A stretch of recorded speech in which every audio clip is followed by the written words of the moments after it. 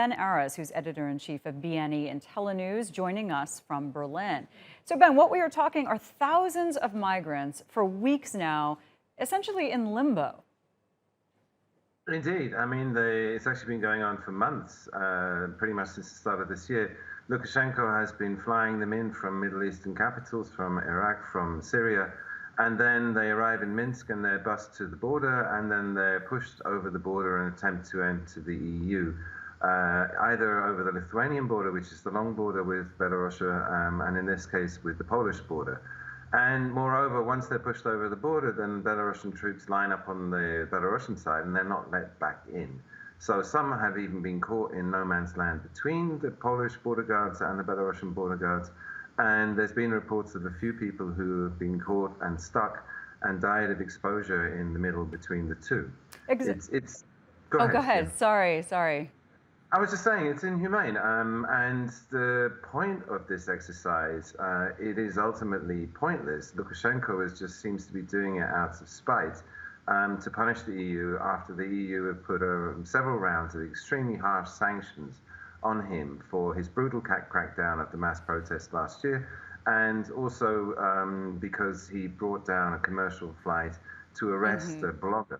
An EU flight, which incensed the EU. I mean, they pushed back. And Lukashenko has done nothing else to do except push these poor people across the border in order to create this migrant crisis. So this entire time, and especially as the situation has intensified, we've seen people criticizing this around the world. Most recently, we saw more calls for sanctions against Belarus. However, when it comes to a country like Belarus, the options are really limited in terms of how to effectively stop this, aren't they?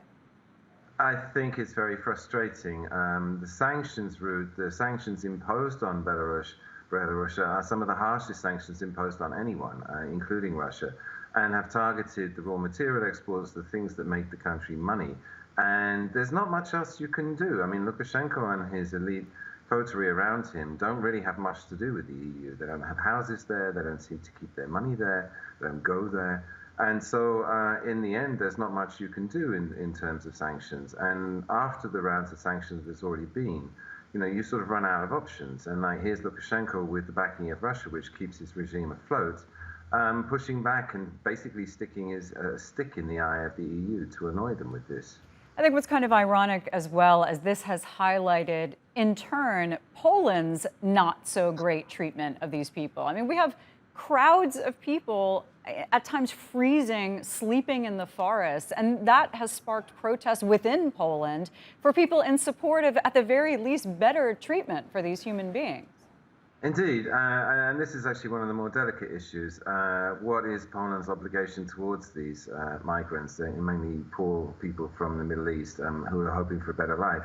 And there's a human rights argument here that they are genuine refugees. I mean, they are coming from various dictator regimes in the Middle East, and that they should be allowed under the protocols to apply for refugee status and then processed due course of law and then either accepted or rejected.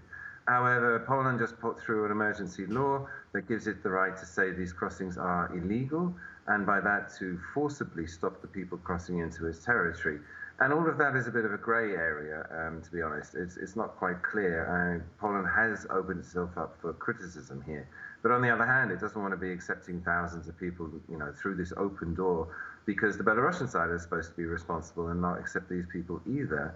Unless they're legitimate visitors to Belarus, where they're not, because the state's been flying them in on charter planes specifically to push them across the border. So it's all a bit confused as to the rights and wrongs of this. Yeah, a grim situation. Ben Aris, it's always a pleasure to have you. Thanks.